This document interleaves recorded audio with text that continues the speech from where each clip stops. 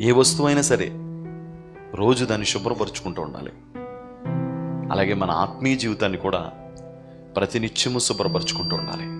శరీరాన్ని శుభ్రపరుచుకుంటున్నాం, ఇంటిని శుభ్రపరుచుకుంటున్నాం, వస్తువులను శుభ్రపరుచుకుంటున్నాం. అలాగే మన మనస్సును కూడా శుభ్రపరుచుకోవడానికి ఇలా దేవుని సన్నిధి మనందరికీ ఉపయోగపడుతుంది. దేవునికి స్తోత్రం.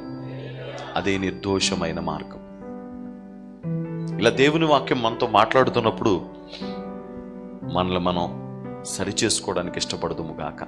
దేవుడు మనతో మాట్లాడినప్పుడు మన హృదయాన్ని మనం సరిదిద్దుకుందుము గాక.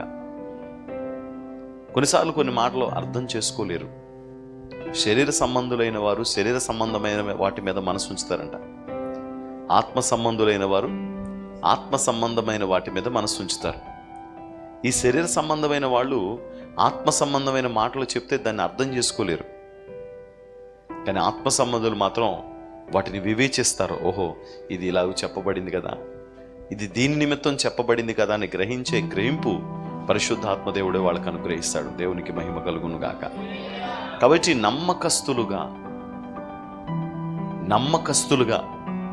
మనం ప్రతిరోజు ప్రయత్నం చేయాలి.